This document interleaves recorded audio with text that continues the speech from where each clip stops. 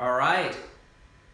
I'm starting this a little bit early because it's thundering like crazy outside. So in the event that we just get an absolutely catastrophic like power outage or something, I wanted to let everybody know.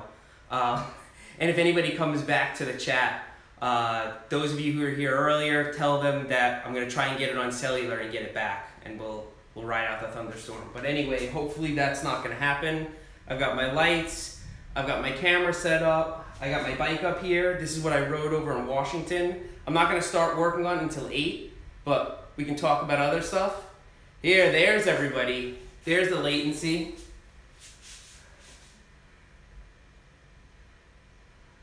Hello from Asheville, nice. Hey, anybody here that was at the meetup on Friday? Let's see here. Yeah, we had a meetup at the Reeb Ranch, the Oscar Blues Reeb Ranch on Friday. It was awesome. I was out in the sun from like 10:30 in the morning to 5 o'clock at night. It was like 92 degrees. Hey, Louis Gallify. Thank you very much. That was like a mic drop, €2 or 2 pounds. 2 pounds. Thank you very much, Louis. See. Vermont.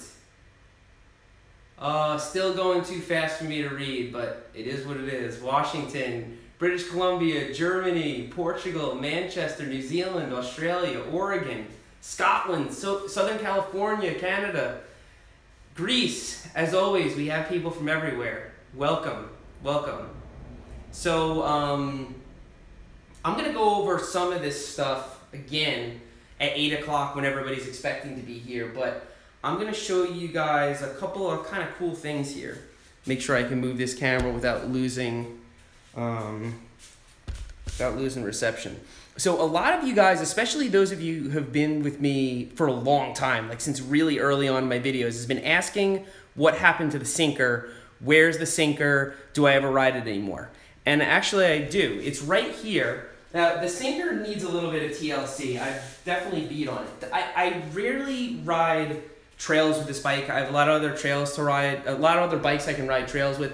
This is a bike that I kind of mess around on. If I'm gonna ride street, if I'm gonna hit a ramp, I build a ramp, I wanna test it out, or go to some dirt jumps or something, I'll ride this because it's got a really aggressive geometry. It's pretty light. I can drop the post really low, and just, it's all aluminum. I can beat the crap out of it and not really worry about anything happening to it. So, yeah, I definitely still use this bike. Now, the rims are super beat up. I've just beat these rims into an absolute oblivion. So, today, this brand new Mission that I'm putting together, I'm taking the rims off of it and putting on carbon box rims. So the really good race face turbine rims that are on the Mission are gonna go on here. So we're actually gonna get to work on 2 bikes today, and I'm gonna get this Mission in tip-top shape, because really otherwise, everything else in this bike is perfect. I even have a brand new chain on it. Shop could probably use a service, but maybe we'll do that another day. But I'm excited to get this back on some dirt jumps and just really mess around with it. And hey, Alexander Lucen. Thank you very much. That was a mic drop, $1. No message with it. It's a mic drop. And talk to me about school. Message is still going me too. Message is still going too fast for me to read, but I'm gonna try here. Oh, I see. The chat up on my big screen is frozen. Hope this isn't related to the thunderstorm, but I'm gonna get us back online here, I think. Here we go. I think. Yeah, here we go. Now it's going too fast for me to read again. So we're in business. We're in business. Ever considered trails in the Charlotte area? You know what? I went to Charlotte over the weekend to visit family, or in-laws rather, and definitely counts as family. But I didn't get to ride trails, and actually I ate something that didn't sit well, didn't really feel too good. So yeah, maybe another time though. Charlotte looked pretty cool. Who else we got here? Arizona, Croatia. Man, I gotta figure out how to slow that thing down. What time is it? Can we get started on this bike yet? I'm antsy. 7:57. You know what? I think it's early enough to get started. Let me show you guys what's going down here. So, if you saw the videos from the Pacific Northwest that Brian and I did, Diamondback had lent me a bike. It's a Mission Pro. Now, the Mission Pro is a lot different from the other bike that I ride, which is the Diamondback Release. That's a shorter travel bike. It's lighter. It's a little nimbler. This is a big bike. And OVM Productions, hell yeah, so glad you're back on a mission. Whatever happened to your Mission 2? And then Rob M, come out to Santa Fe, New Mexico. We'll happy put you guys up for a few days. Keep up the great work. I'm going to follow you in the New Mexico folder, Rob, because we have not had a bad time taking people up on that type of stuff. And now, OVM Productions, you're asking what happened to the Mission 2. I left that up in New York thinking I was going to keep going up to the Northeast more often. And I'm probably going to bring it here and set it up as a loaner bike for when people come to visit, because it's a great bike.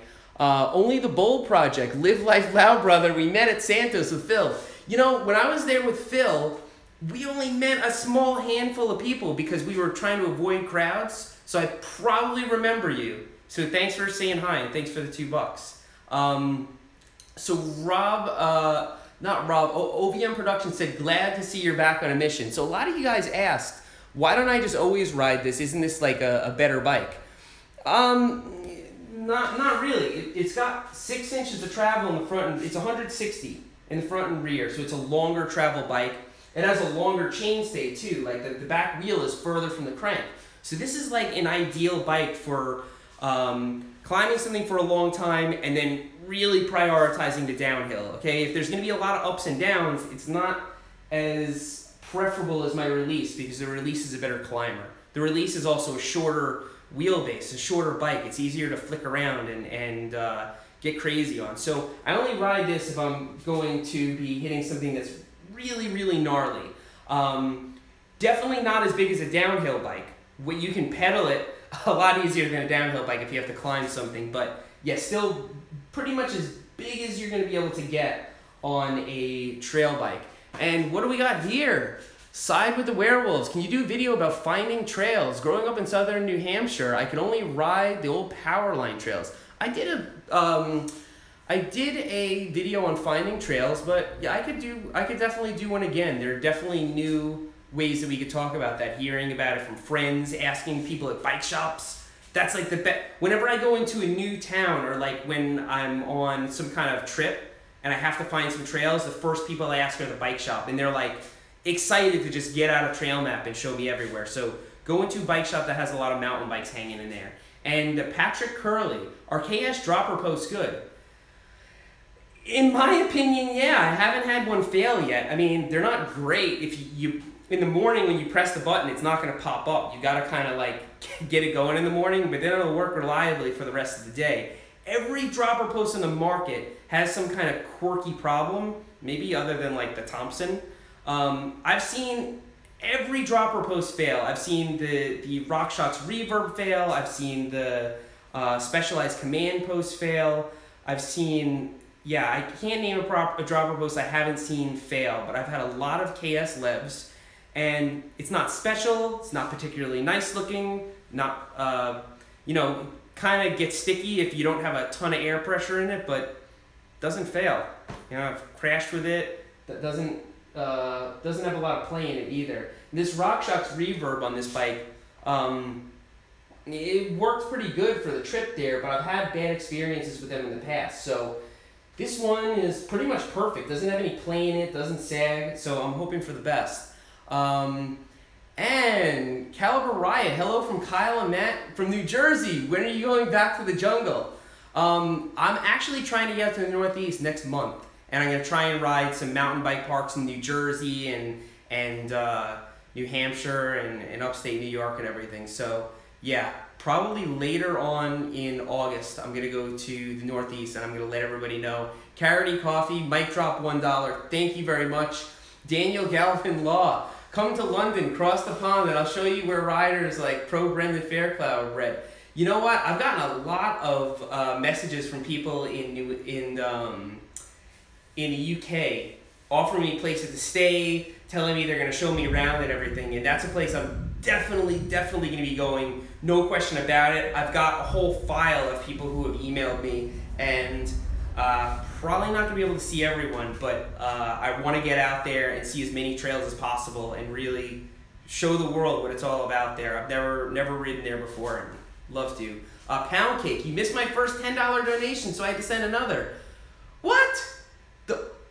Hold on a second here. That's not cool of me. Oh, I see it. Pound Cake, $10 mic drop. Thank you very much. Thank you very much. I'm really, really sorry about that. I'm going to try not to miss donations. That was really nice. You're now at the top spot, Pound Cake. You left $20. So if you want anything from me, put it in the main chat and I'll try and catch it. Louis Gallagher, why is Park Tools so expensive and what is the alternative? I can't really answer that question because I don't think it's expensive. I'm not just saying that because Park set up my shop. It's just I come from automotive and a simple air tool or wrench costs more than like half the Park tools on the wall there. So I really don't think it, 20 bucks for a set of screwdrivers or 30 bucks for an alignment gauge or something is that much. You can get cheaper tools on Amazon. I've had them in the past. I only have about 3 of them left because they've all broke or bent or gotten to the point where I can't use them. Alex has a pretty good kit that's like off-brand, and he says the tools in it are pretty good, but unless Alex is in the chat and he can tell me what it is, I don't know what it is for sure. Another alternative, if you don't want to buy bike tools, is you can just go to Sears and get wrenches and Allen keys and stuff that are Craftsman, and Craftsman's super cheap. So and usually has a pretty good warranty and works well. So that would be another one. Now as far as Park Tool, I mean, they don't sell cheap stuff. Everything that Park Tool makes is meant to be used in a bike shop from morning to night. So I don't think it's expensive, but it's not cheap. So Lane Schmidt or Ian Schmidt. Seth, I'm an obnoxious roadie and knows nothing about bike repair. Thank you for being my guide. Well, thank you very much. You're keeping the shops in business, though. Being a roadie who knows nothing about bike repair. You gotta love that. And thank you for the $25. It's a really generous donation. I actually rode for a little bit, and I did service my own bike, but working on a road bike is pretty easy because you don't have suspension to worry about. You just dial in the gears and dial in the brakes, almost always cables, and no problem. Caden James, $10, mic drop, thank you very much. Swish FX, yo Seth, you ever gonna do a trip to the UK? There's some pretty good trails. This is the second time somebody's asked me about the UK today. Yeah, I'm definitely gonna do a trip to the UK probably next year. I have to get some things in place and plan it out in advance to make sure I can hit the most stuff. So I'm getting so many super chats, I'm never gonna get anything in this bike done. So I'm gonna start working on it as we're going through here and not really talk you through the repairs. Just gonna do them, but big fan, Seth. This is Will Patterson. I know you're a Diamondback guy, but will be receiving any other bikes, Motorbacan, Hal Series, for example. So as far as I know, the only place you get Motorbacan is Bikes Direct. It's got kind of a lot of like mismatched parts on it. I don't know if I'm going to be getting any Motobacans, but I'm definitely my fleet is going to be companies I work with. But when I go out and demo bikes, all bets are off. When I go to a bike demo, I'm going to try everything, and I'm going to make videos and tell you guys exactly what I think. I'm going to take them off of drops, jumps, everything. If you saw my video from the Fat Tire Festival, I took a gravel bike off of a whole bunch of like drops and hucks and stuff. So, have you ridden the Fort Pierce trails in Florida? It's called Airborne Mountain Bike. If so, how did you like them? I haven't ridden them. Thank you for the super chat, but I haven't ridden them. I've ridden Grapefruit Trails, which is a bunch of jumps up in Palm Bay. I've ridden Jonathan Dickinson Park, which is in West Palm, but I haven't ridden anything in between, to my knowledge. So, sorry, I couldn't tell you. So before I really get into the meat of this repair, I've got to align this derailleur hanger. One of the last things that happened when I was riding North Shore, which by the way, there's going to be a video on tomorrow night, was I got this huge log stuck between my rim and my my derailleur, and it was not good. And yeah, the thing has not shifted right since then. So we are going to align this derailleur hanger before we do anything. And Caliber Riot, hello again. I was wondering about what 8-speed derailleur you suggest. Love the videos. To be honest, I don't know offhand what 8-speed derailleurs there are. I mean, I think like a SRAM X5 or something would work with 8-speed. Does anybody, guys in the chat, hop in. Does a SRAM X5 work with 8-speed, or what's the Shimano equivalent? I know you should definitely go SRAM or Shimano if you're going for like you know, the older, lesser speeds. Alexander Lucen, what's a good bike under $400? You know, the only one I have experience with is like the Trek Marlin, the really low-end Trek Marlin. I think is under $400, and it's got a 3x and everything, but whatever. It's got solid parts on it. You're not really going to beat it for $300. V8 Exploder, you talked to me and my friend Max on Friday after everyone else had left. Thanks for all your advice. I remember both of you guys. And you actually took a pretty good drive out there, so I hope you had a good trip back, and it was great talking to you guys. Enjoy school. And Carroty Coffee, mic drop, $1. Thank you very much. Thank you. Today, the super chats are just rocking. Usually Alex and Brian do a lot better with the super chats because I guess people don't feel as bad for me.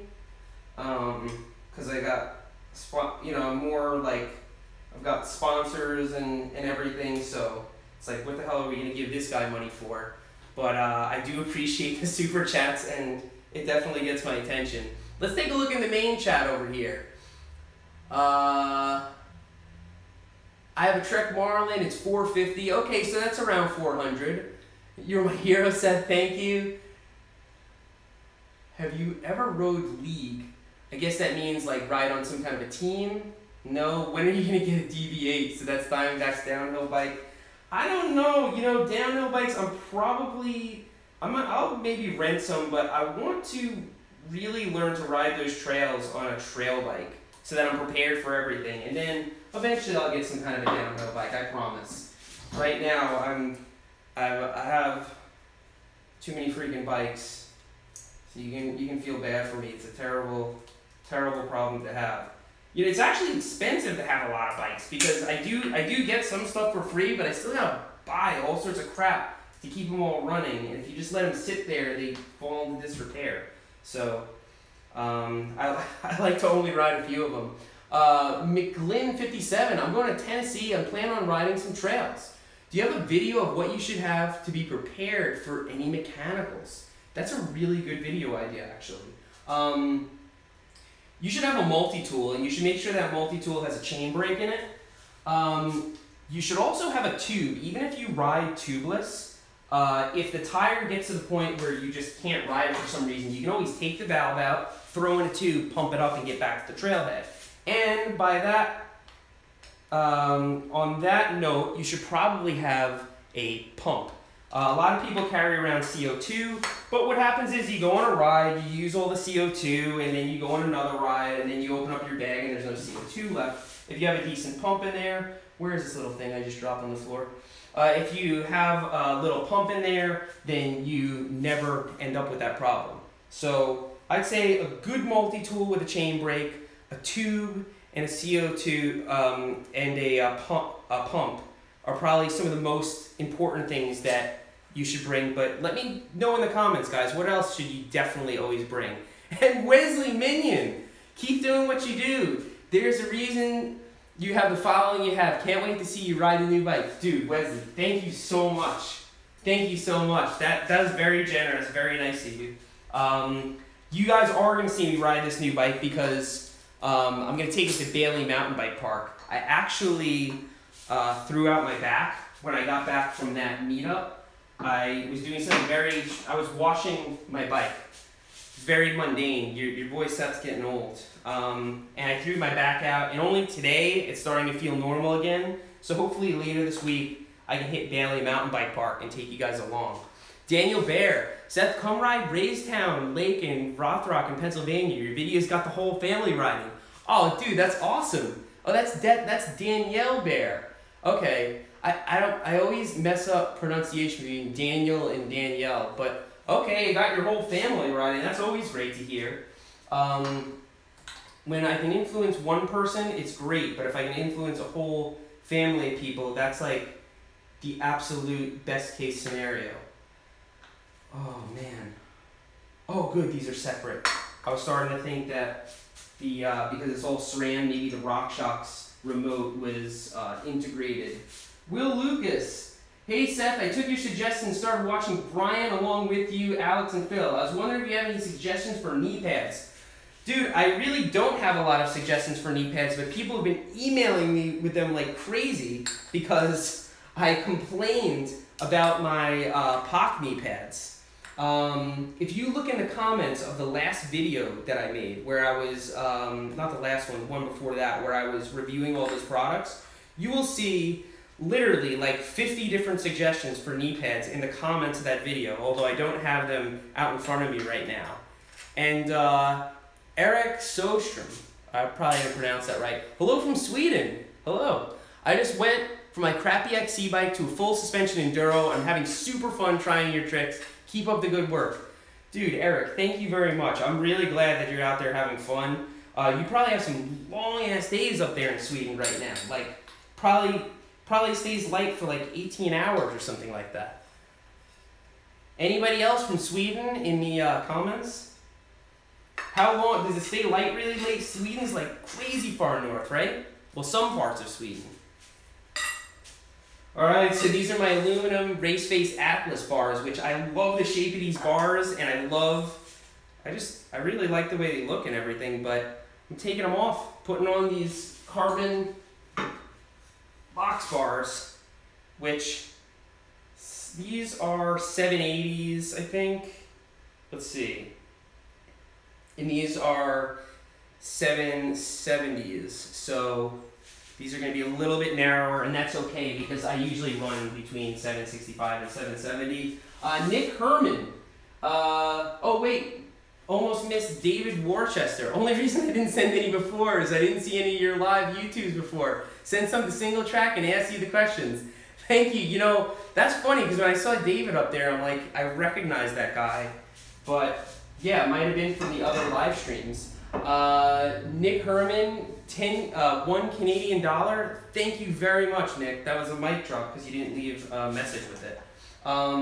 So before I get any more super chats here, let me show you guys what we're working with. I'm going to put on handlebars. I've got these grips, which Box had a choice of colors, so I got the red ones. I figured they match the bike. Box 1 drivetrain. I'm not only a brand ambassador for Box, but I'm also a tester. So it's my responsibility to put this on whatever bike I'm going to beat the hell out of. Beat the hell out of this and report my findings back to Box. And the Box cusp stem, which I'm also going to beat up. To me, a stem is a stem, but usually when you're installing it, you'll notice kind of differences. And, ooh, oh wow, this is light. Wow, okay. And it's anodized red, so looks pretty cool. Gonna be sweet. Seth, will you ever visit Alaska? I would love to visit Alaska. I actually have visited Alaska, but it wasn't for riding. I would maybe do it again for riding, but it's just so expensive and it's so hard to get places. So it's really tough, but maybe I would do that because that would make super good videos. Like that would make a crazy good clickbait, like mountain biking in Alaska. So maybe I'll do it just for that. I'd love to see what kind of trails are up there. Benjamin Downhill for Life. Yo, you should head out to Bailey Mountain Bike Park. I was just saying before, that's what I'm setting this up for. This is going to Bailey for sure. So usually when I take a stem off and replace it with another stem, the whole thing like kind of tries to fall down. So just to make it easier while I'm multitasking here and interacting with you guys in the chat, I'm going to throw a zip tie around it to hold it on. So I've got these 3 zip ties here. all locked together. I'm gonna go around the bottom of the stem. Oh, I need one more. Stick these zip ties through the fork and over the top here. Now I don't have to worry about it. I can just take the stem off and work on it, put on the new stem and everything. Do some dirt jumping videos and build one up. Oh, you don't even know what we've got in store coming up. You guys are gonna be happy if you want to see more jumps and stuff like that. I am addicted again. Ever since going to Whistler and Bellingham and stuff and just hitting lots of really good jumps again, I've been hooked. And going over to the Reeb Ranch was really fun. 360 one of the tables down the landing, which is something I've never really pulled off cleanly. So I was excited, and I want to keep it going. So you're gonna see more of that. Now, in addition to a new stem, new bars, drivetrain, and carbon wheels, I've also got these are stem spacers. I'm not even gonna like BS you guys and say that stem spacers ever make a difference. They just look cool. So Box gave me some cool looking stem spacers. As you know, make your bike look cooler and it will go faster. So we're gonna throw those in today. Favorite go-to trick? I guess in a parking lot, the 180, and over a jump, I guess maybe a front wheel turn or something like that, whatever they would call that, front wheel tweak. Seth, can you do more videos in your garage? Oh yeah, this winter, that's all I'm gonna be doing. Actually, in the winter time, the weather in Asheville is supposed to be not so bad. So once I have all my riding gear on, I'll probably be warm enough to just ride like it's normal. So that would be pretty cool. Why can't I donate? Probably because you're on an iPhone. And you can't use Super Chat when you're on an iPhone. So, but you're welcome to participate anyway. Let's see. DIY electric bike, maybe. I have never ridden in Colorado yet, amazingly. I've even ridden in Utah, like Moab is like right near Grand Junction, and so I was close to riding in Colorado, but I didn't. Man, I can't, this is packaged like, don't you love it when something's just completely encased in like thick plastic? Isn't that awesome? Oh man, and then there's still plastic on it. Wow, these are really cool though. These are gonna look sweet. It's gonna show through the black and everything on here. I'll bring the camera closer when I install them so you can see. That's pretty cool design. But again, I'm not even gonna try to pretend that stem spacers make a world of difference on your bike. Just get them because they look cool. Get the stem spacers that look the coolest.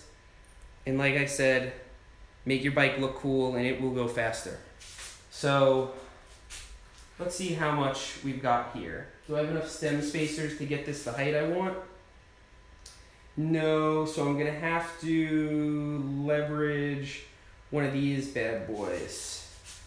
Let's take this out.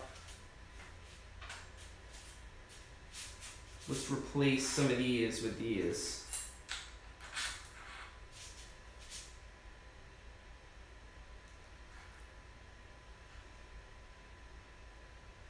Now you know what? Let me put these all at the bottom.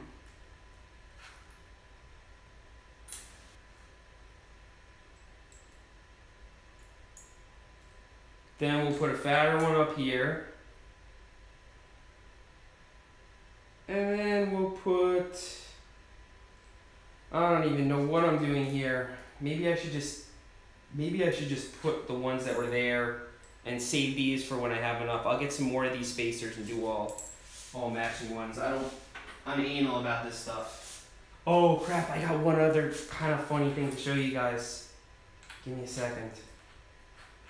Still gotta replace this stem anyway. Let's put the stem on. Let's get one thing done here. I actually want to bring this down slightly.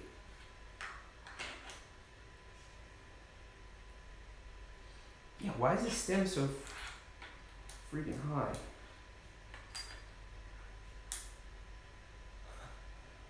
Ride DuPont? Yeah, where do you think I ride? Of course I ride DuPont. Ridgeline. You know I'm riding DuPont. Alright. Can I get away with this? Yeah, I'm gonna have to get more of these to make this happen. So check this out. Check out these pedals, alright? Alright, I'm gonna have to get a normal pedal so you can see how big these are. So they sent me 2 different sizes so that I could play around and see. Just because if somebody has a bigger foot, they can use a bigger pedal.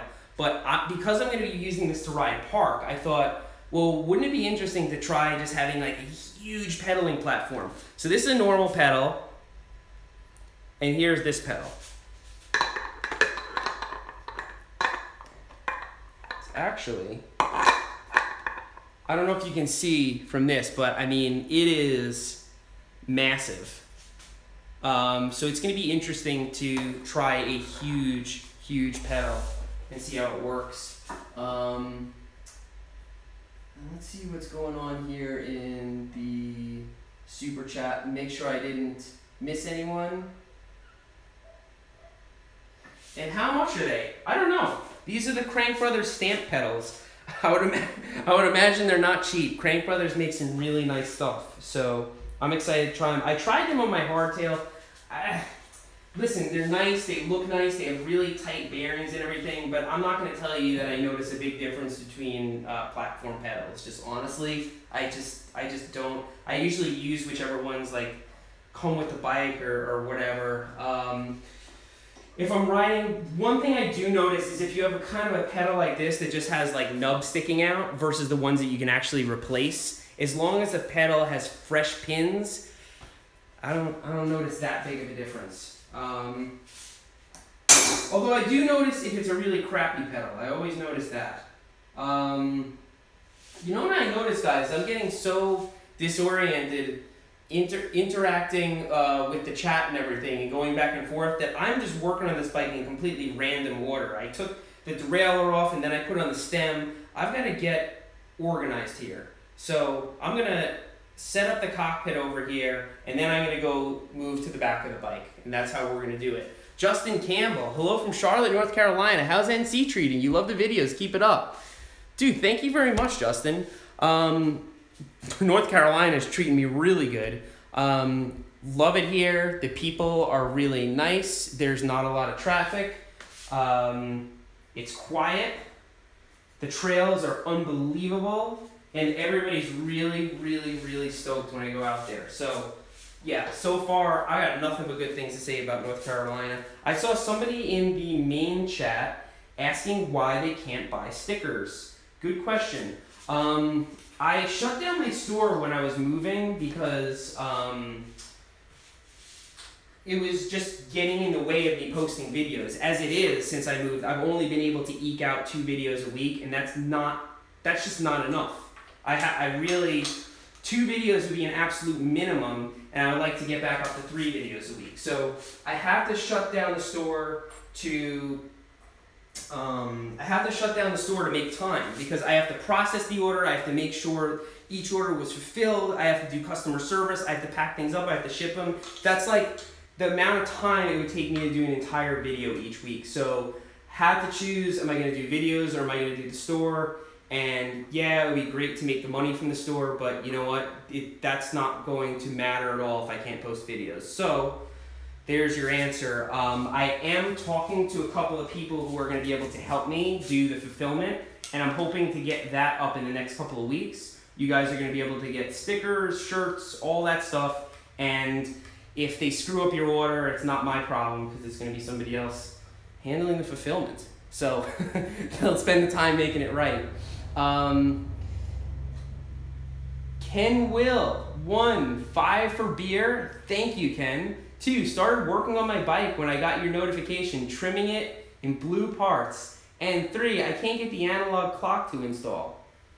You can't get the analog clock to install. Trimming it in blue parts. Can't get the analog clock to install. I guess you're installing an analog clock on your bike? I don't get it. But I guess if you're having trouble installing your bike clock, you can probably Google it. But in any case, thank you for the $5. Seth, can you shout out from the Philippines? Shout out to the Philippines. Do you service your fork or give it to a local bike shop?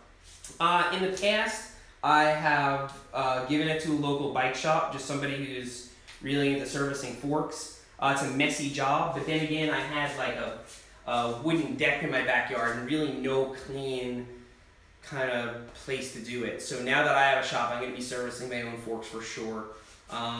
But before it just was not feasible to do in my backyard. Okay, so we got all this crap attached together. So let's remove. Man, doing something that you have to concentrate on while running a live chat is challenging, but I'm gonna get better at it as time goes on. Gotta take all this stuff apart, get it on the new handlebars, set it up. Once we're done with the handlebars, the stuff back here is gonna be much easier for me to multitask with. Will you go to New Zealand? Hopefully someday. I'd like to get everywhere someday. Some places, particularly the international places, are tough because, like, if you've seen Brian's videos, Brian rides a trail, he takes the best parts of the trail, he edits them into a video. That takes him a few hours per video.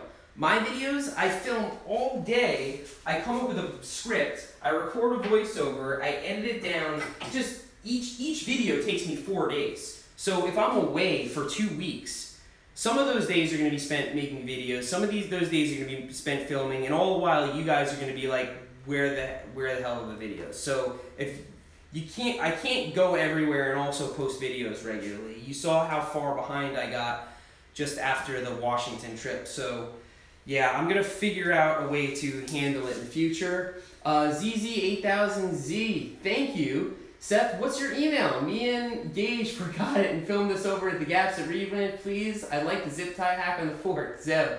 I'm not going to tell my email in the on the live stream because I literally spent 2.5 hours today answering emails. You can go to my website and use the contact form to get in touch with me. Anyone else, because I told you to get in touch with me, but if anybody else uses the contact form and it's not a business reason, I won't even read past the subject line. I just archive it because I just can't. It's either make videos or do a whole bunch of other things, and I gotta make videos. So sorry. All day today I was writing and editing from early in the morning to before I got in here, and tomorrow I'm gonna be editing all day, and then I'm gonna have a video from Frome up tomorrow night. So hopefully you guys like it. But yeah, people do not respect that form on my site for some reason, and they still send messages. And it's, you know what's weird is like, so my patrons, so on Patreon, people pay $1 a month to be on Patreon. I'll answer their messages all day. I don't care because their messages are always concise and simple. People who use the business form to contact me for personal questions, it's always something about them. It's always like, hey, went to the bike shop and they told me it was this much money. How can I get this done for cheaper? What fits my... It's like they send me messages where I would have to do research in order to answer it for them. So it's funny that the people that pay me $1 a month are way more just very respecting of my time. And I'm happy to talk to them anyway. And other people think, you know, they're asking me questions that they could just Google or go to a bike shop for. And again, that's not fair to everybody else who's waiting for a video and then it doesn't come out because I'm answering emails all day.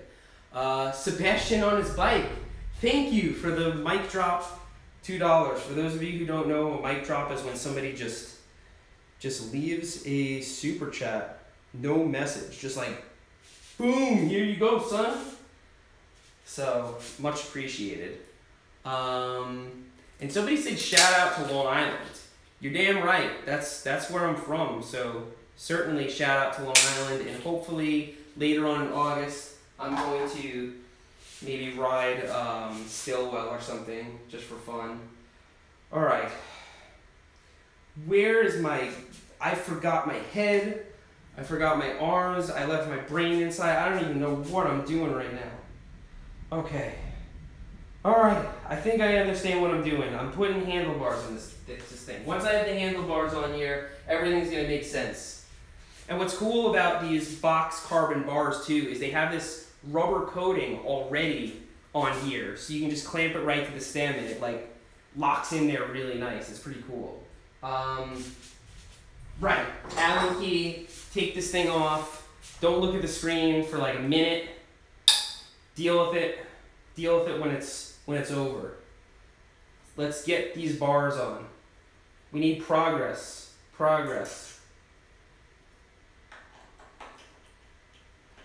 I'm wondering if there's going to be too much red on this bike. We got the red stem, red pedals, red frame. The wheels are actually black with white accents, which is kind of cool because the linkage is white. So that's going to look kind of cool. Again, if you're just joining me, I did let everybody know before that the cooler your bike looks, the faster it goes. So that's always important. Always. All right. There we go. That's off. The red looks dope. Very cool. Shout out to Non-America. Shout out Non-America. Non-America. That sounds like something an American would say. Or somebody from the United States, rather. It's weird. If you're Canadian, you're Canadian. And if you're from the United States, you just say you're an American. Meanwhile, America consists of 2 entire freaking continents. So that just goes to show you where our heads are at here in the United States. So much so that other people are getting on board with it. Shout out to Non-America. Wow. Alright, get this bolt down here. Man, the parts bin is getting bigger and bigger. Swish JFX. Are you watching the Tour de France? Also, the $2 is for soda. Thank you very much. And you know that I do drink soda every once in a while, even though it's like poison. But I do if I get low on sugar, I'll have a Coca-Cola or something. I'm actually haven't been watching the Tour de France this year. I've been too freaking busy. But I normally love watching the Tour de France. For anybody that's never like gotten into riding roads, watching road cycling, you would never believe how much fun it is because it's all a mind game. Like everybody's doing each other dirty. Like they'll be in this big group and everybody's fighting with the wind together. It's called a peloton. And a couple guys will break away from the group and sprint ahead. Those guys will get swallowed up by the wind if some other people don't come with them. So other people join the breakaway. They all get into another little peloton, and that peloton breaks the wind enough to get ahead of the group. And then all those guys do each other dirty at the end of the race and try and, you know, not break the wind for each other and beat each other to the finish line. So it's very dramatic. It's very fun. I highly recommend that you try to follow a little bit of road cycling and try and figure out what's going on because that's one of my favorite types of cycling to watch, which may surprise some of you. But to those of you who are already into watching the Tour de France, you won't find it surprising at all because you know how freaking awesome it is. It is magical. Can I spam? No, I'm afraid not. My mods will ban you. Will we ever see box brakes? I don't know. They didn't tell me of any plans to make brakes. But maybe. Maybe. They've got some other cool stuff in the works. Who else we have here? Make a drama jersey. Hell yeah, now we're talking. That's a good idea. Who would like to see a drama jersey? Just 2 big freaking ears with a Seth's Bike Hacks logo in the middle or something.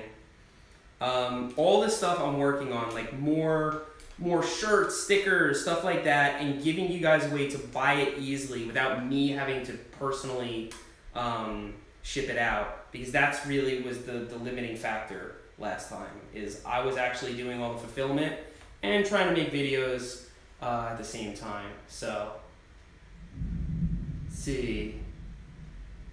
How's Berm Creek doing? Oh man, I got some, it's getting a little overgrown. I just went in there the other day and cleared out all the brush, just did some basic trail maintenance. I'm probably gonna have to take this back off and put the shifter on. I went in there to do some basic trail maintenance, and I have some plans. I want to build some North Shore features on the on Berm Creek, because there's some spots that get too wet that I just want to kind of build a ramp or something over. I want to build a little drop. Sebastian on his bike. Hey Seth, I'm 12-year-olds from South Florida, Markham Park. Dude, frig yeah, I heard they build a whole bunch of new stuff over at Markham. And I'm excited to check it out this winter when I visit.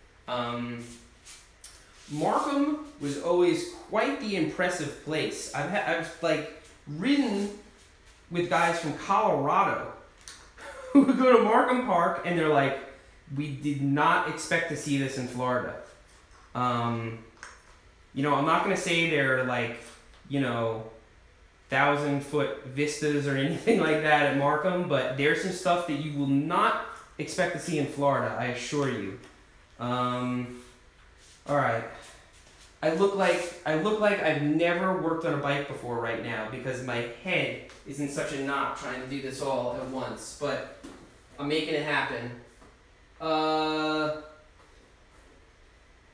You should definitely come to Ray's mountain bike in Cleveland this winter. Dude, I met Ray at Santos in Florida. And he's a super cool guy, and we talked about that. And I definitely want to get together with Ray and have him show me around his park, because he's a super cool guy. He built a whole bunch of the stuff at Santos in Florida, because it's actually a pretty good place to build. He built this huge like vortex thing, drops and skinnies and you name it. Pat Ward, hello from Connecticut, love the channel. Connecticut's not that bad, is it? Yeah. I've been to Connecticut quite a few times, and I've definitely, when I lived on Long Island, I could see Connecticut across the Long Island Sound. It's like, you just look across the water and there's Connecticut. Yeah, either love it or you hate it, or you're just a rich person who works in New York City and then just goes to Connecticut to go to sleep. I wish I had something really good to say about Connecticut, but I haven't been there enough to try and prove you wrong. Any recommendations for a hardtail?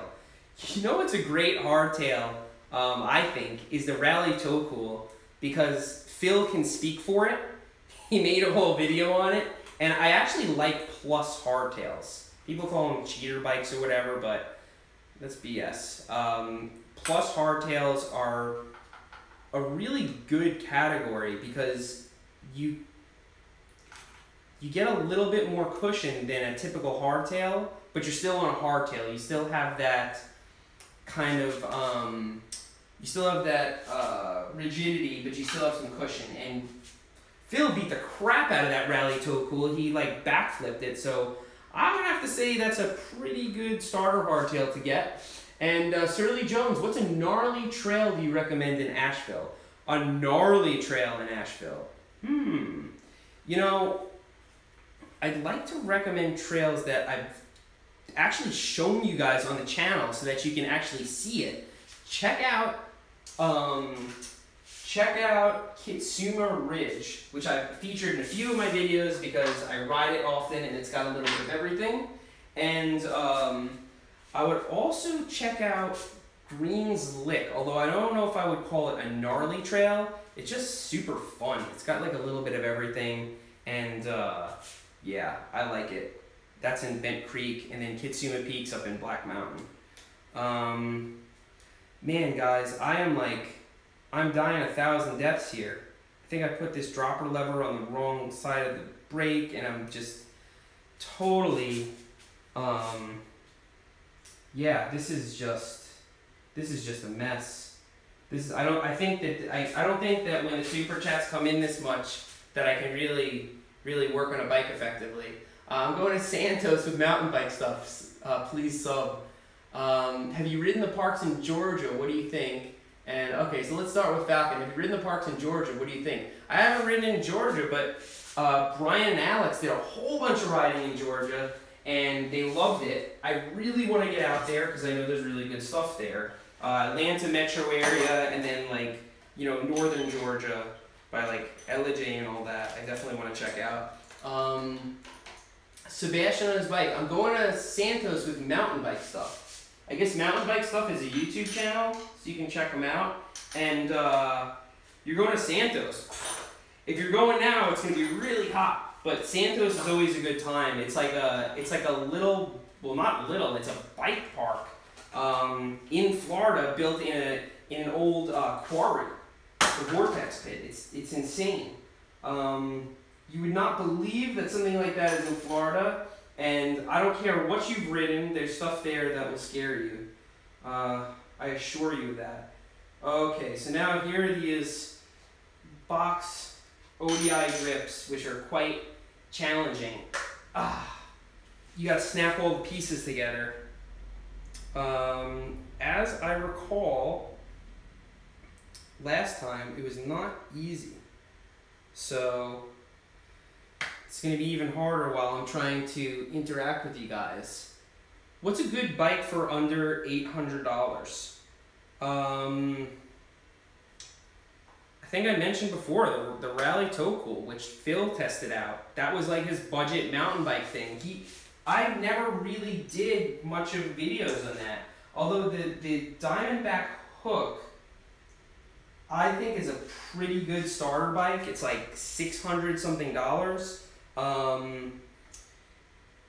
It's got a 1x, it's really simple, it's got a good geometry, but honestly, like for a little bit more, that Tocool, it's like just under $1,000, I think, has plus tires. And if you're a beginner and you're starting, they're going to give you more traction and definitely keep the bike from rattling as much. And I don't know, I think plus tires are good for beginners.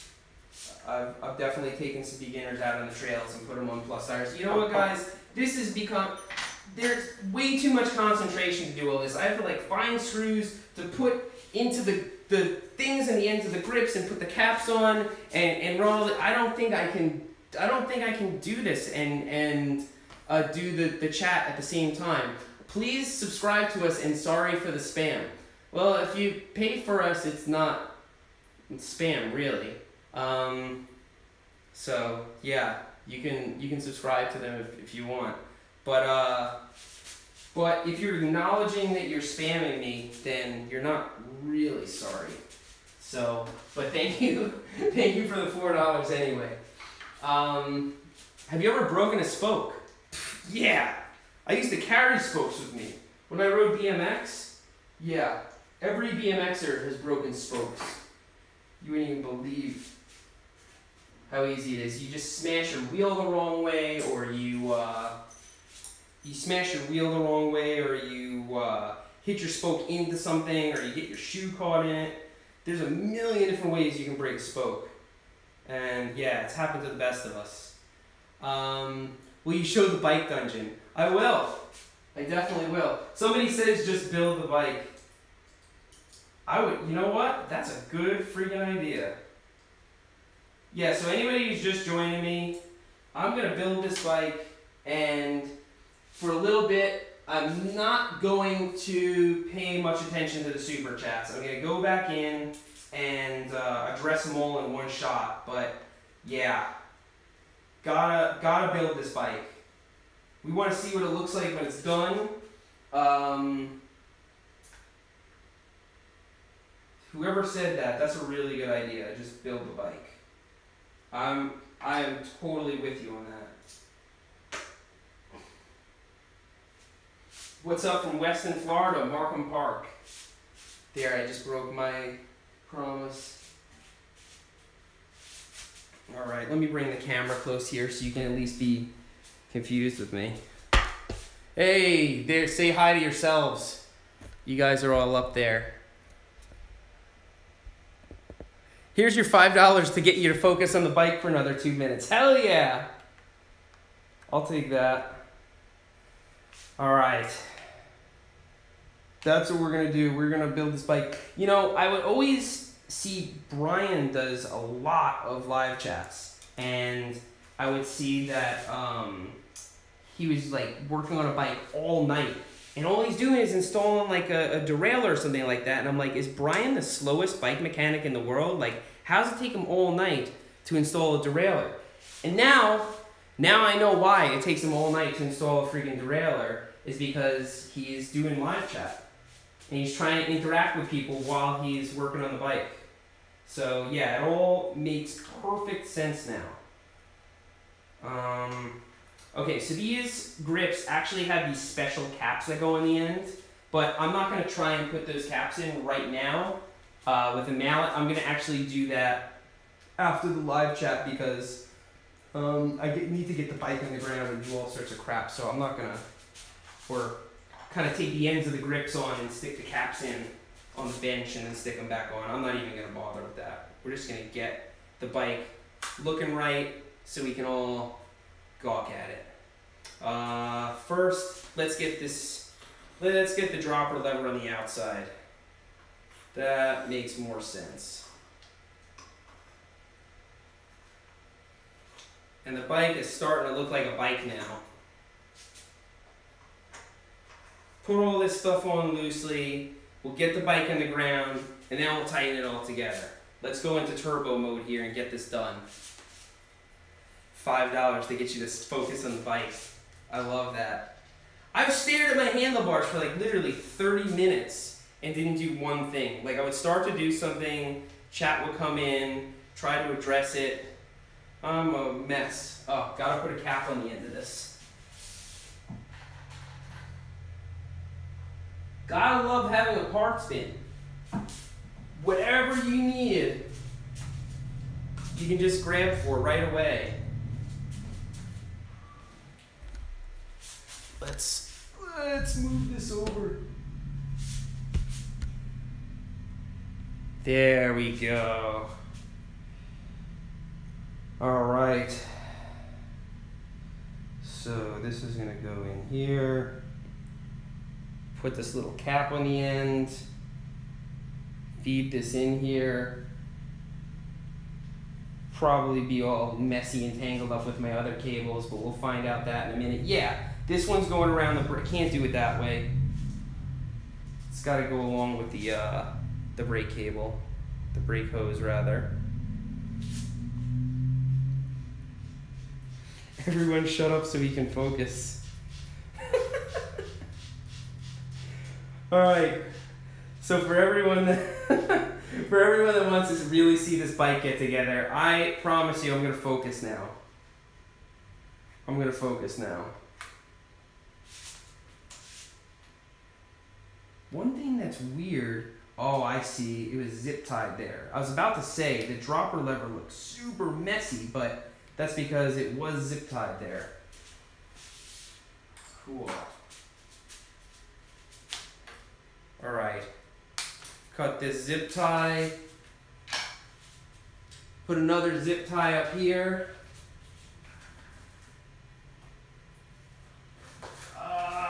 Just reach in here. I'll use a red one so that it blends in.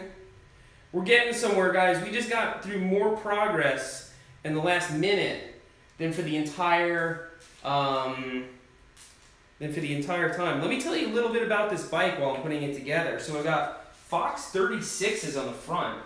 They are beautiful. Dior XT crankset, MRP chain guide, and actually it comes with a bash guard built in here, attached to the bottom bracket. It's got a Fox Float X2 in the rear, which felt real good on that chunky stuff.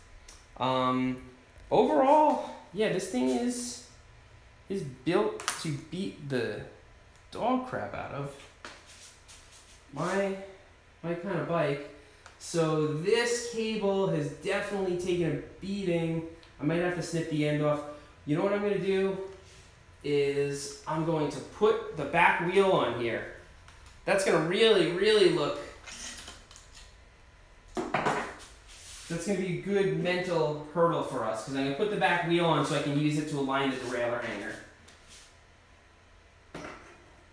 Ooh, box carbon rims. And actually, is there like a, did I leave something in there? Oh no, I'm just an idiot. Okay, so this bike actually, please tell me this is the right width.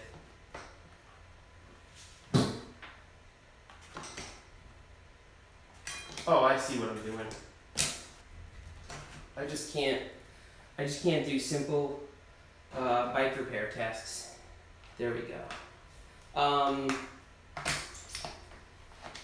So this bike came with race face turbine wheels, which are really good. And as I said at the beginning, I'm going to put those on my sinker, use them for kind of jumping around on. And it came with WTB Vigilante tires. But for the type of riding I do, I really prefer having a Maxxis high roller on the back and a Maxxis Minion on the front. So the front I have a 2.5, back I have a 2.4, it's slightly narrower. And so yeah, I have to order these tires in advance to get the bike set up. Cassette, I've got a box 46 tooth cassette. So it's gonna give me a lot of leverage. And box 1 derailleur, which I haven't put on here yet. Oh, and these are box 1 carbon rims. I think we should put the front wheel on just as a kind of a mental hurdle here. I think it's gonna look really cool with the both wheels on, with the white on the chainstay, white on the logo. It's all gonna come together. And we'll have something a little more interesting to look at than me fumbling with a half put together bike.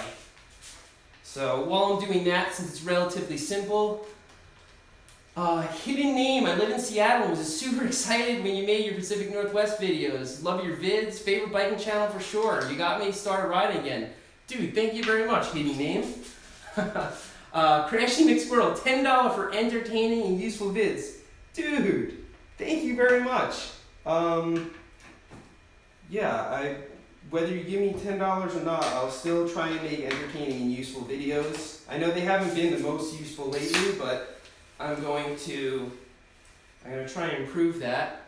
Cordy C, mic drop $2. Thank you very much. All right, so let's get this bad boy lit up here.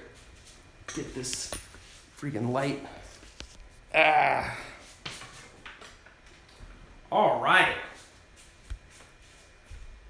Starting to look like a bicycle. Oh man, that makes me feel so much better now that the wheels are on. I feel like more of the bike is put together. Now all I have to do is align this. Oh wow, we're almost there, guys. We're almost there. Align the hanger, install the derailleur, put it on the ground, adjust all that stuff, and we have a bike. I wish I could donate, dude. Seth, you make the best freaking videos ever. Dude, thank you very much. It's the thought that counts. It's always the thought that counts. Actually, it's the donation that counts. You deserve more subs. Thank you very much. Nobody deserves subs. You gotta earn subs. What is it with people that are like, hey, help me get to 100 subscribers with 0 videos? How is that like a virtue?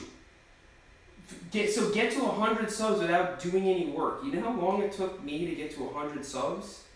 Jesus. Freaking kids these days. Chris Moore, hey Seth, longtime fan of your channel. Hope you can make it down to Santos Fat Tire next year. Hell yeah. You should bring Brian and let me progress him on the jump lines at Vortex. Oh, the jump lines at Vortex are definitely a bit above Brian's pay grade. Those are rough. Yeah, Vortex has got some pretty rough stuff. Anybody who hasn't seen my video at Santos with Phil, my GoPro versus reality video is at Santos, and I have a couple of videos with Phil over there, and they are gnarly. You'll see what Santos is all about. Okay. So we got this gauge here. Let's see where we're at. I know I tweaked this because I got a freaking branch stuck in it at in Frome.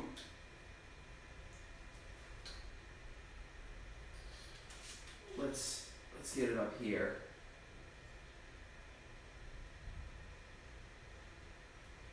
Europe meetup with GMBN. I would love to meet the GMBN guys. They're like, I consider them colleagues, you know?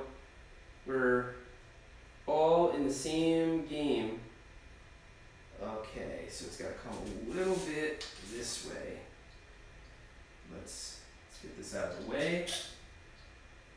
So the way a derailleur hanger alignment gauge works, and I have a video on it where Alex shows how it works, but you have this kind of bar that goes along the wheel, and you can see where it's closer to the wheel and further away from the wheel, and you can then tweak it back into place. Now you could just replace the derailleur hanger, but you know what? Sometimes they're not even aligned when you get them straight out of the box. So it's really good to make sure it's aligned and that everything's perfect straight out of the box. Okay. A little bit that way. Let's see what we got here. Of course, some derailleur hangers are easier to align than others because of where the actual hanger is.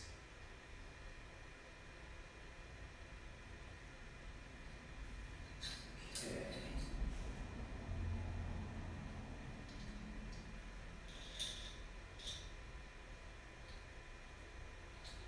Wow, I think it's really off this way.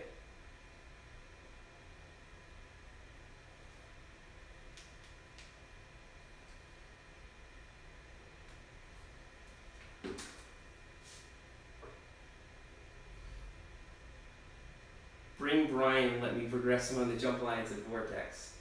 Man, you know, did you see Brian's video where he was, he went out on a downhill bike all day at Whistler to progress. So he is pretty dedicated when it comes to that stuff.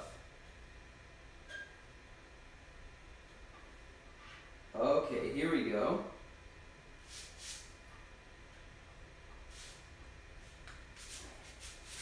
Gotta find something to hold on to here and tweak it. Okay.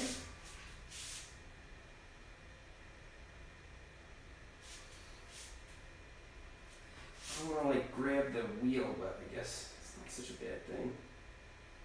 Okay, almost aligned.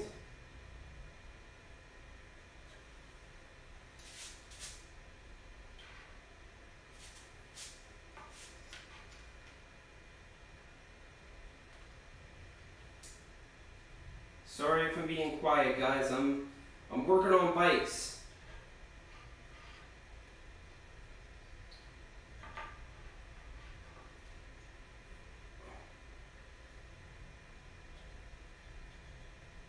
Oh, we are pretty close here. This is gonna shift pretty nice. Oh yeah, that's aligned. All right, we got our derailleur hanger aligned. Using my derailleur hanger alignment gauge. Now we're gonna get this freaking derailleur on here before anybody else sends a message. So I'm opening this up. Let me see if I can answer some of your questions. Does anyone like the green Teletubby? I do. Which one's the green one? Keep me updated when you're upstate New York. There's a local jewel in Saratoga. Oh man, I would love to. When I lived up in New York, I really didn't ride a lot of stuff upstate. I was usually out on the island, which is such like, it's really, there's not much elevation there.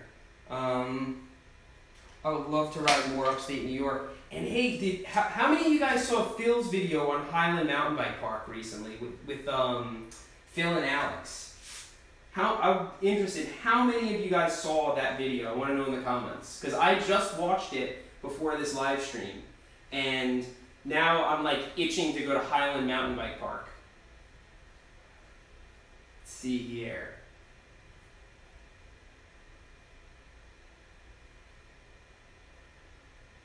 Yeah, we got a couple people who saw it. Awesome.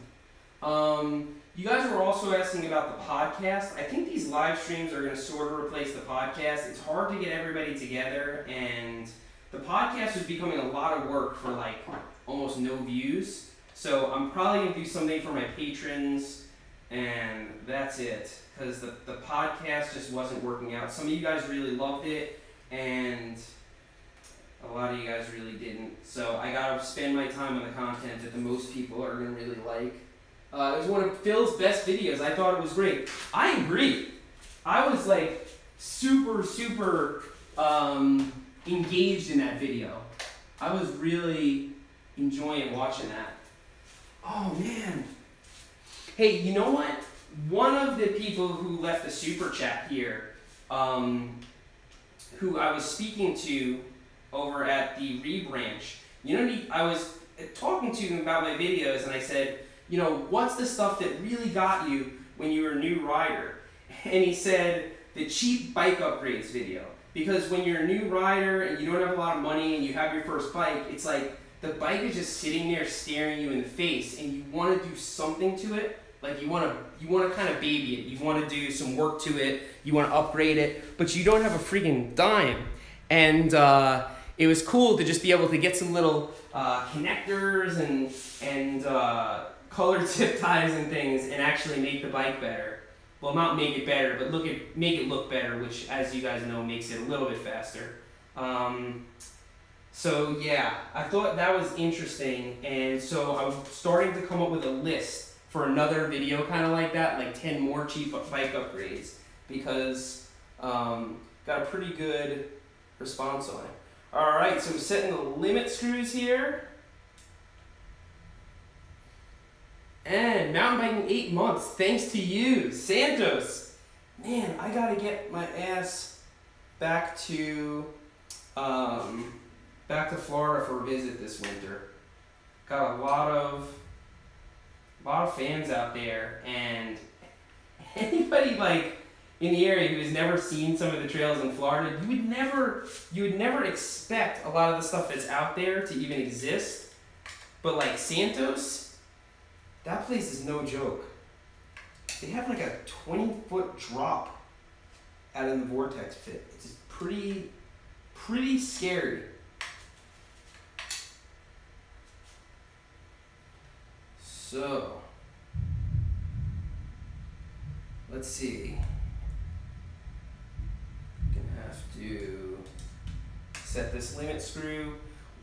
I did an old video on how to adjust the derailleur, and I will do another one and do some more close-ups, get a little more detail, sort of a update. But yeah, derailleurs are something that I'm very familiar with, because when I was a kid, I worked at a bike shop. And all freaking day, when you work at a bike shop, when there's nobody coming in or there's no bikes to service, you are just building bikes. You are pulling boxes out of the basement and you're putting together new bikes for sale.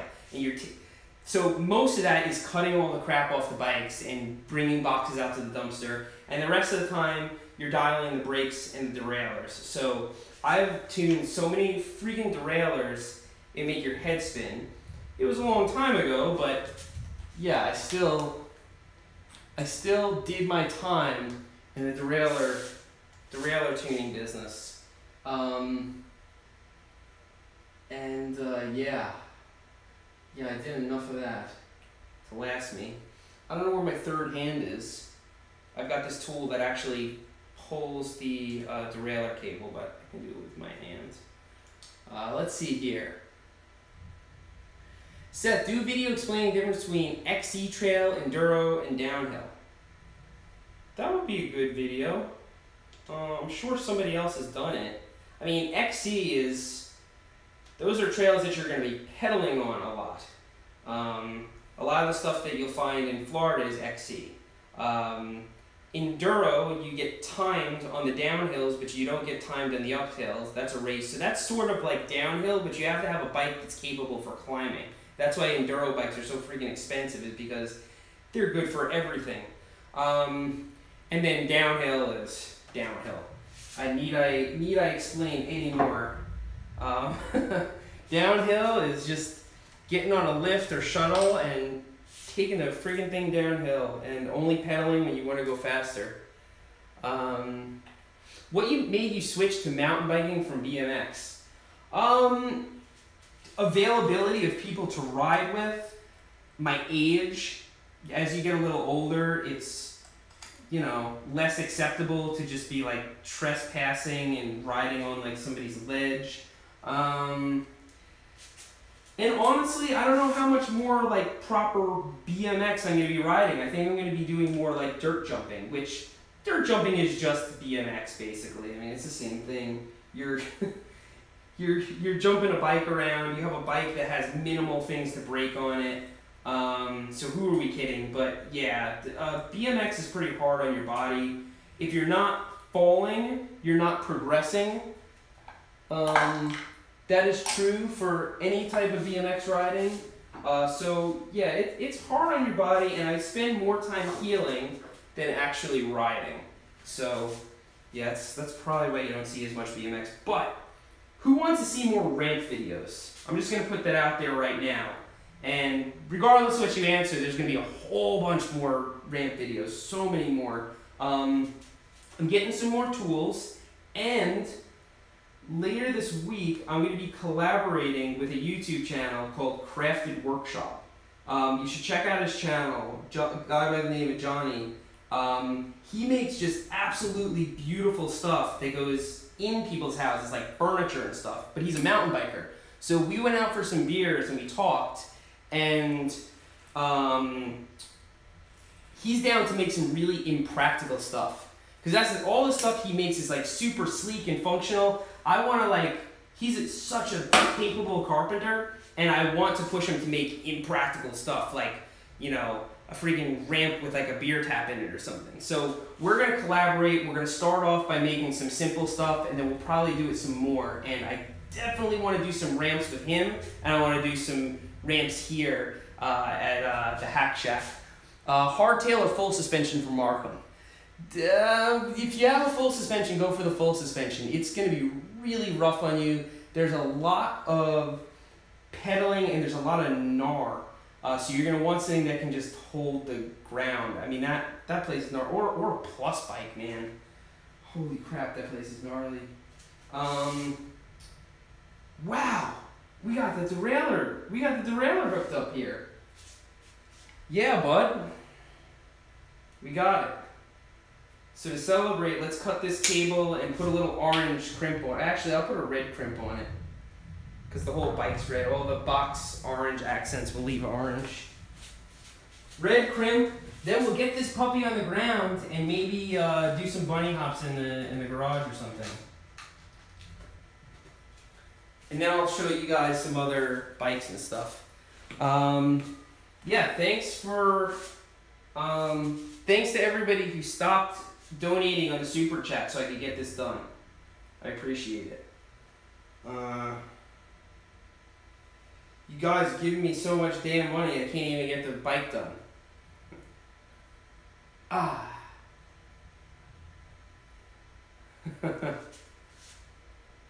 Alright. Do I have any blisters? I don't have blisters, but I got calluses galore. My hands are not the hands of a guy who works in an office all day. Although I do sit behind a computer most of the time.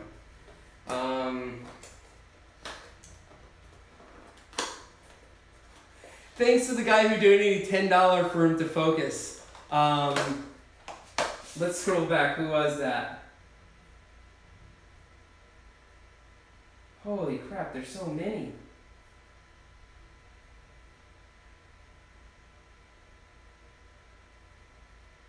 Why can't I find them?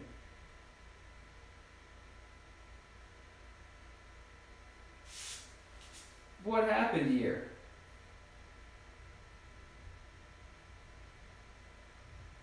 For some reason, I cannot... Oh, Seth, here's $5 to get you to focus on the bike for 2 minutes. There he is. Gexter. Thank you. We have you to thank for this freaking bike being together. Alright. So let's get these pedals out. Let's throw these pedals on. Let's get this bike freaking done so we can have a little bit of fun.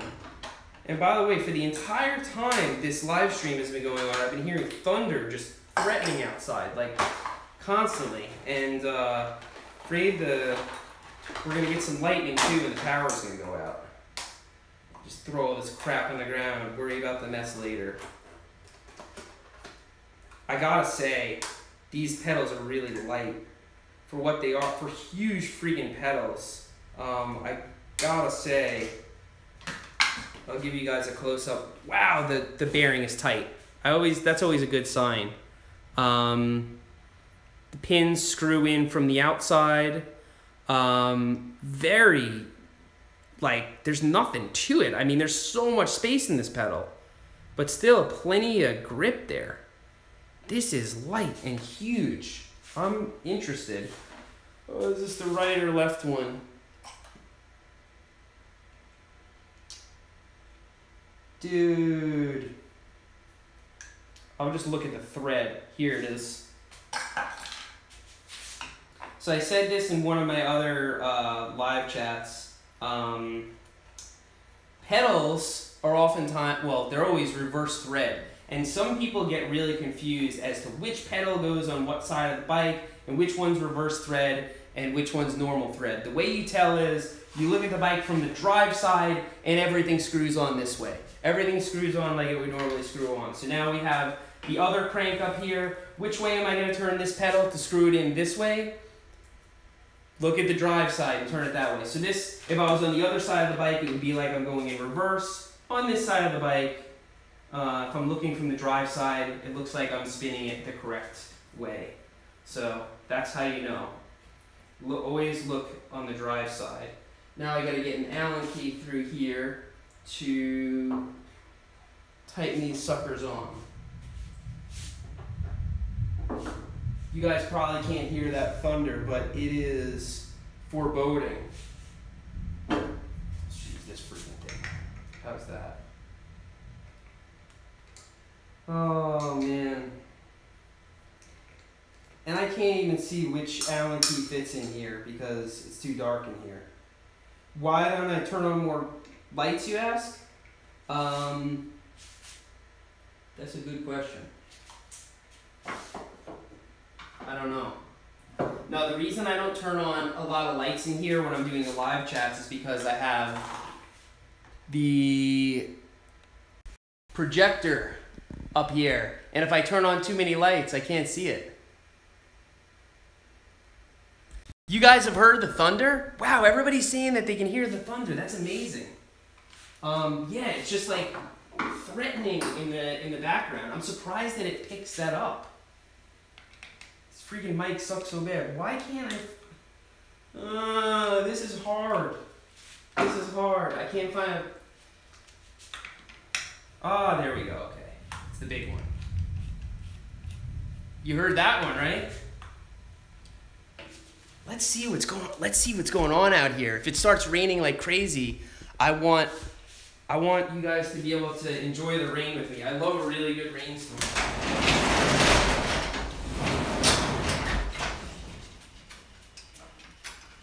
So that's what the hell we'll do.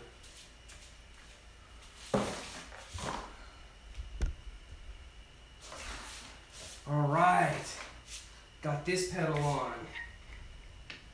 Tighten down this pedal.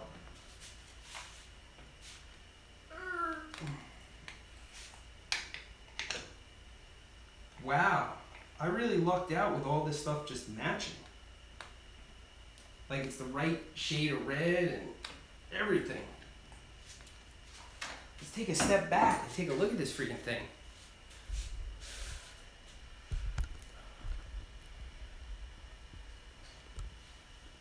Yeah, I'm excited to get this thing down on the ground. Oh man, all these bugs just flew in here. I'm closing this. I'm closing this unless it starts raining. It's dark out and it's light in here, so all the bugs come in. Oh, let me show you guys something kind of cool before I take this bike down. So I have this really bad problem where, and I'll show you.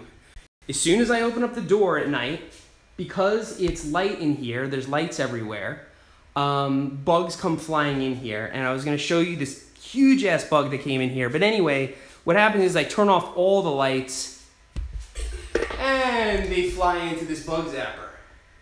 And when I come back in the morning, there are no bugs left. So that has been a really, really good solution. Meanwhile, there's a bug like literally flying at my feet right now. Get out of here. It's a losing battle. What happened? Rodney Pierce, Seth, how do you ever get anything done? World's most sidetracked biker. I am the most sidetracked biker, but dude, Rodney, thank you so much for $50. Holy crap. With $50, I could pay my entrance fee to Bailey Mountain Bike Park and have lunch. So I think that video is going to be on Rodney. I think we're going to go to Bailey later this week. I'm going to take my gimbal along. We're going to take the mission for a ride. And Rodney has already paid the bill. How freaking awesome is that? Dude, thank you so much. And to answer your question, how do I get anything done? Oftentimes I get up really early and I work really late. Certainly not getting anything done right now. So let's turn this camera down. Let's dial in this cockpit and let's be done with this. Whoa, I gotta admit, this bike looks 1,000 times better than when I was riding it in the Pacific Northwest. Not that it looked bad then, but these parts are sweet. Okay, I've got my, yes, I got everything right here. I don't have to fumble all around. I've got my Allen keys, I've got my torque wrench. Let's do this. Let's do this, okay. First, let's tighten the stem so it doesn't go everywhere, and let's get the angle of the bars right. That looks right. I can play around with the angle of the bars a little bit more later. Okay, is it straight?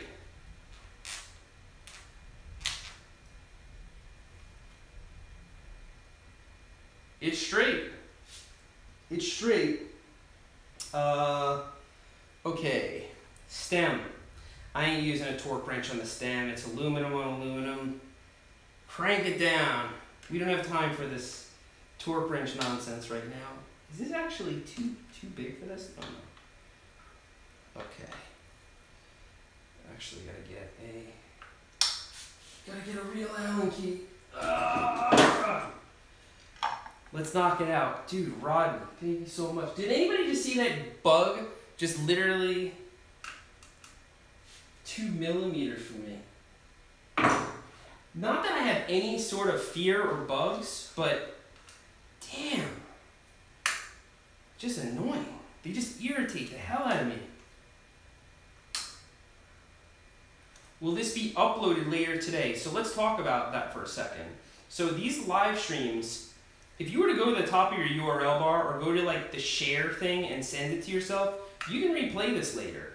Or if it's in your subscription feed, you can replay it later. But I leave them unlisted because a newcomer that comes to my channel and just discovers all my videos and starts marathoning them, I don't want them to see the live streams because that's something that happened then. That was like, you know, it wasn't planned. I don't know. I'm just weird about it. So my patrons get all the playbacks on live streams, but on YouTube, you have to have seen the stream or seen it in your subscription feed and saved it in order to play it back. Oh my God, Cash Panda, you're just out there in all the freaking super chats.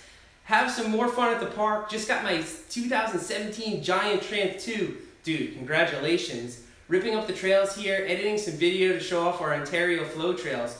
Dude, somebody in the last video asked me about whether I was going to ride Ontario, so I would actually definitely like to see that. Trying to hone my skills, took a couple small jumps, got my rear wheel lifting. Thanks for the tips. Dude, Cash Panda, thank you so much. I may never know your name, but I know that you are a Cash Panda because you lay down the super chats big time. So thank you, Cash Panda. Thank you, Rodney. You guys are keeping this thing going for sure. That is crazy. This late in the stream. Okay, so you guys told me to go 5 Newton meters last time, so I'm sticking with it.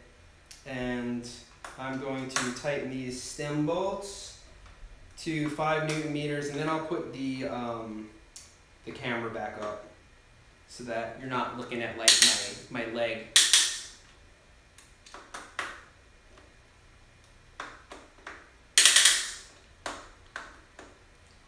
Loosen this one a little bit, tighten this one a little bit, try and get them all even.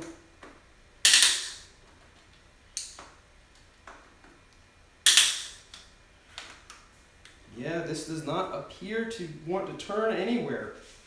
5 Newton meters, that's the trick. Let's turn this up a little bit.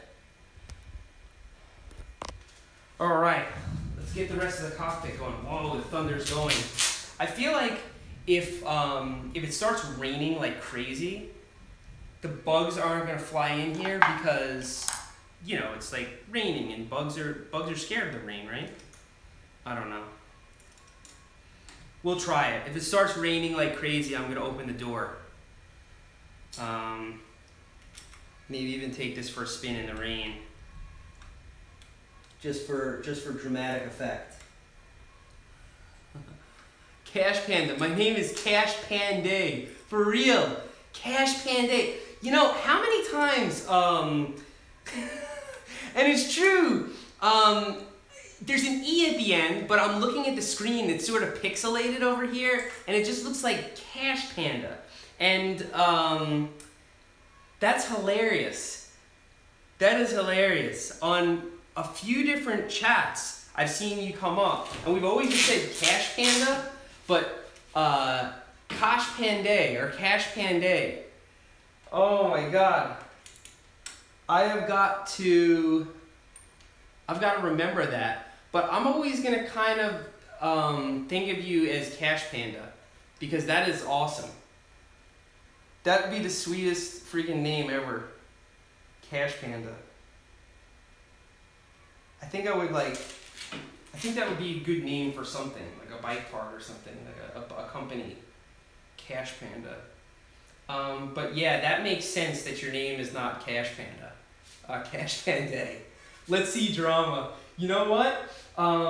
Every time I bring in drama on the live chats, unless it's like Brian Alexander here and it's like a party, he's like, what are you making me go in the garage for? Are you going to give me a bath? Are you going to groom me? Like something is up. Like you're not being honest with me. And he freaks the hell out. So maybe I'll bring him in at the end. We'll see. But I don't want to get drama stressed out for no reason. Poor guy. Long days of sitting on the couch and begging for treats. He's got enough stress in his life. I can't believe I was calling you Cash Panda for like 5 live streams. I feel like a dick. Like I didn't even make an effort to read it like the right way. Okay, do I have a measuring tape? Yes, I do. Dude, for any of you guys that don't have like a space with all your tools, oh my God, it's a game changer to have everything here in place. Freaking game changer. The amount of productivity that goes down. All right.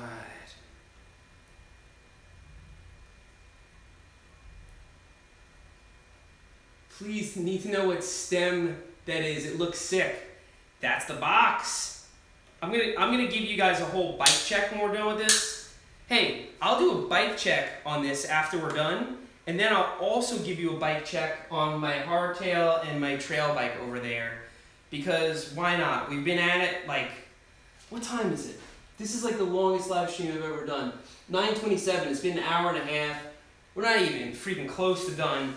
I'll show you the bikes. I'll show you what stickers I put on them. I'll show you everything. So stick around, kids. We're gonna have a good time. And I go about 1 1/4 inches away with the brake lever, which some people think is a little far, but I just like my cockpit really uncrowded. Like, I don't like stuff encroaching on where I'm gripping. And I've tried a lot of different measurements and I've taken them down, and this is what I'm going with. So I actually have a blister on the inside of my hand because my dropper lever on my trail bike was too close and was digging into my hand on jumps. So yeah, I'm about that life. I'm about having the stuff far away.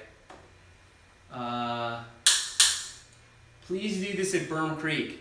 If it wasn't for this threatening ass thunder, I'd probably be more inclined to do that. Man, this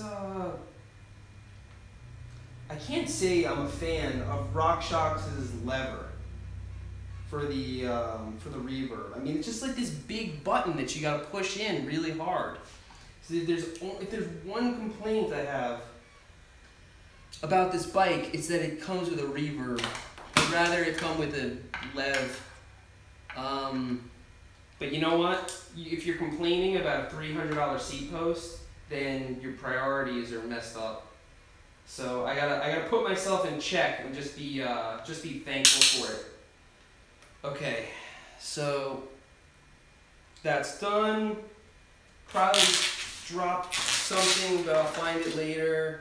I think this bike is pretty much done. I've got to tie up the cables, but otherwise, we are pretty much set up here. I've got to do the suspension and all that, but I'll do that another day. Let's put this up against the white wall over here. Let's get some light on it, and let me show you guys what we're dealing with here. That is where we're at. Let's get some light over here, so we can see what the heck is going on. The box stuff seemed to have pretty nice gearing. What's the cassette progression, like the largest cog? Cash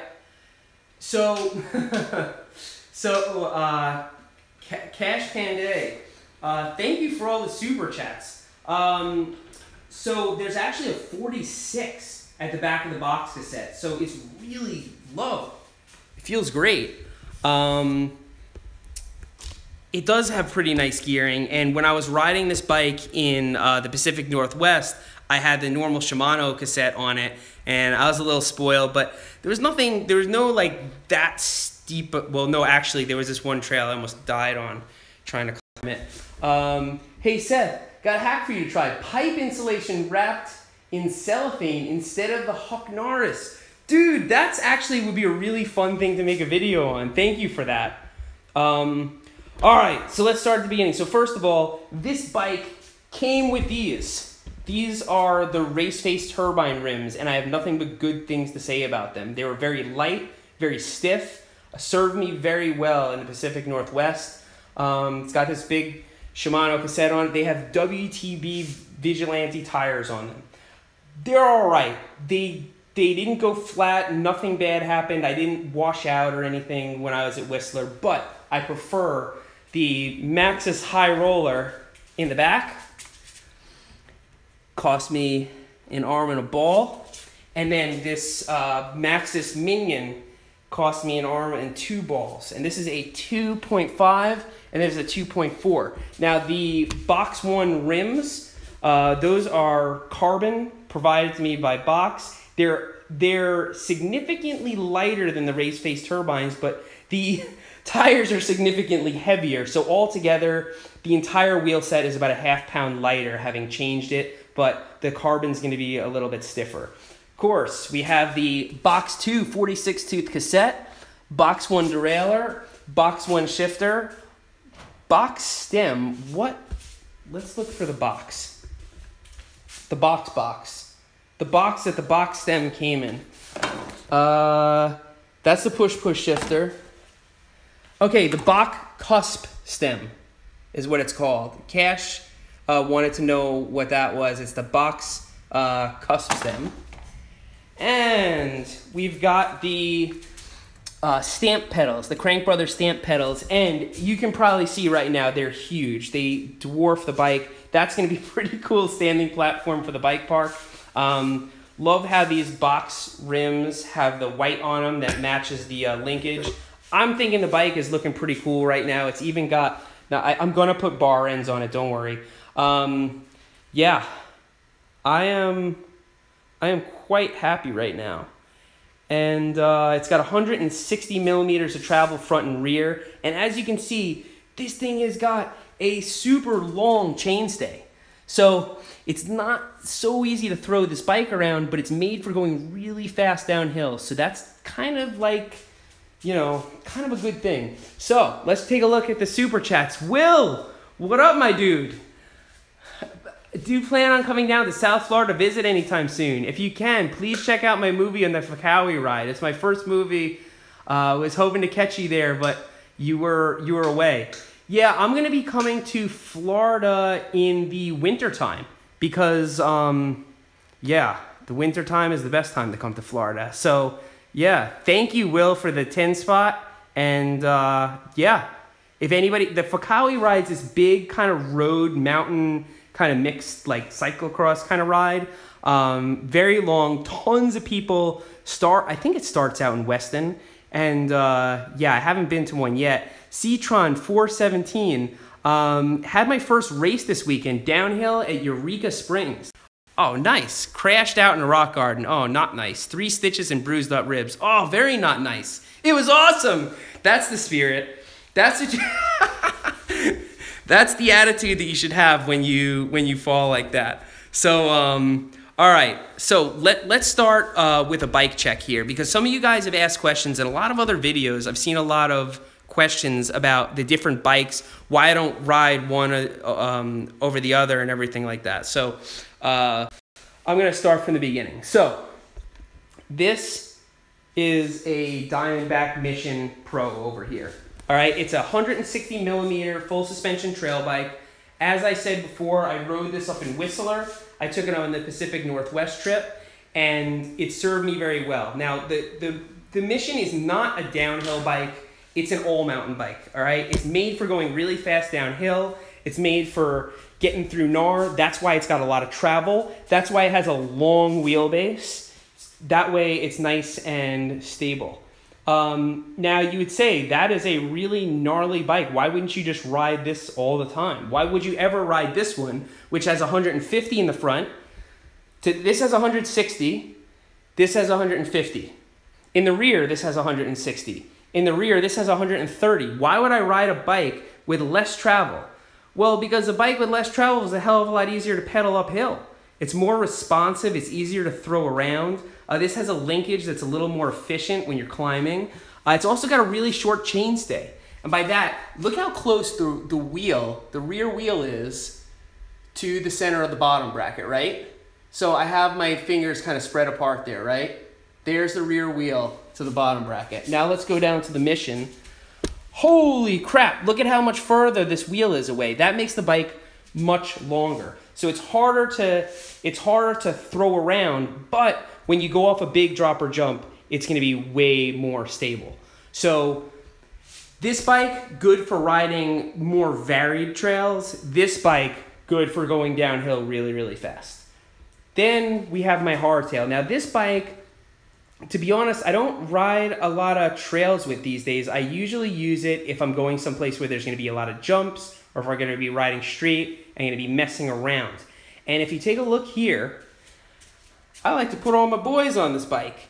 We got the BKXC logo, we've got my sticker, and then we've got the IFHT logo up there. Single track sampler, get on the ball and get a sticker up there, and you too, Phil. Have a box sticker on the back of there in case I'm using the gimbal. This bike, it's just a lot of fun for me. It's really small. It's got a short chainstay. It's got a short top tube. It's really easy to bunny hop and do tricks on. So yeah, that's a fun bike for me. But this rack over here, this main rack in my garage, it's gonna have the Mission and the Release on it. This one is probably gonna have to get pushed aside because I'm not gonna use it as much.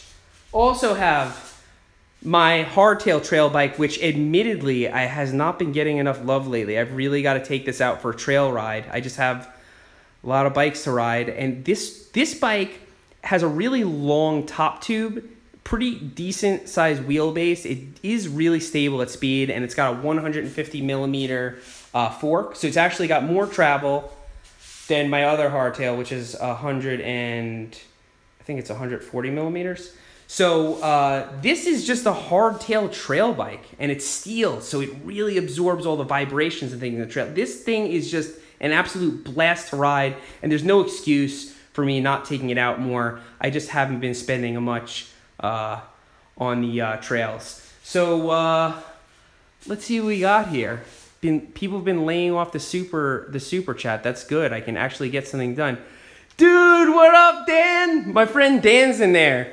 Dan Frank. I know Dan. Dan and I rode BMX as kids. Yeah, I see him from time to time when I go up to New York. We've gotten into some trouble, crashed a car together.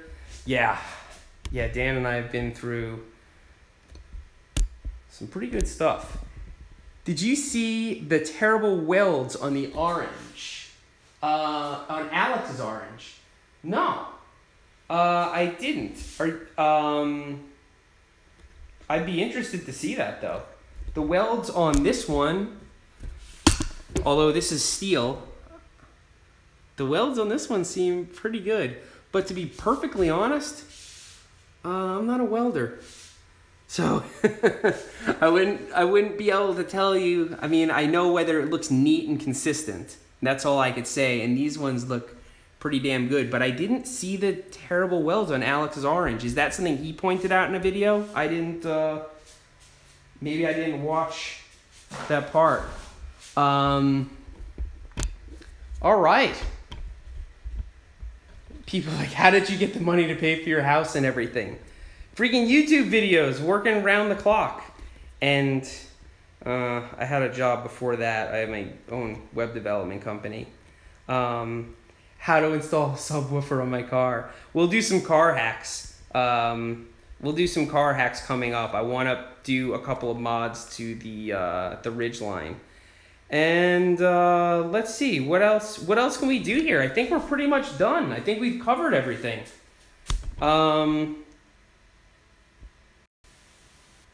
Here we go.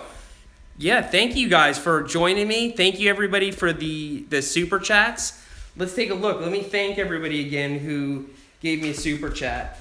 Cash Panday, thank you very much. Ctron417, Will, my boy from Miami, the Gentleman Shredder. Man, Cash Panday, aka Cash Panda, has just been laying it down. Rodney Pierce, thank you, big time, dude. Cameron Holcomb, thank you. Corey C, McGlynn57. Corey C again, Chris Moore, Corey C again, just laying down the twofers.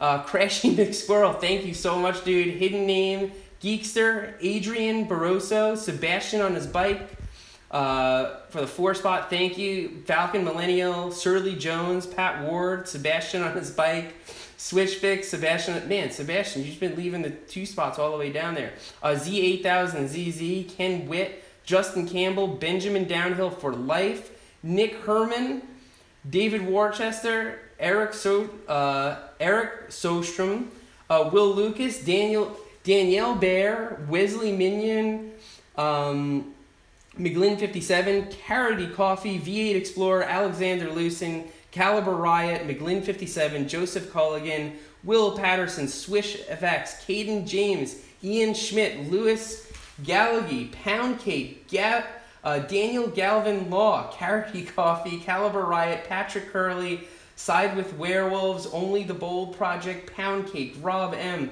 OVM Productions. Holy crap, I don't think I can read these next time. Alexander Liso, Louis Golgi, and who came in at the last second? We got and then Cash Panday left me another $1, and DK61905 left me a mic drop $5. Thank you very much, everybody who joined me for this bike build where my head completely fell off and I forgot what the hell I was doing. Thank you for joining me. Anybody who wants to replay this, stay in the chat and like press reload when it's done or something, or click the share button and share it with yourself, because I'm going to set this to unlisted. And the only people who are going to be able to find it are people who have it in their subscription feed or my patrons. So for everybody that came by today to work on bikes with me, thank you very much. Thanks for riding with me today, and I'll see you next time.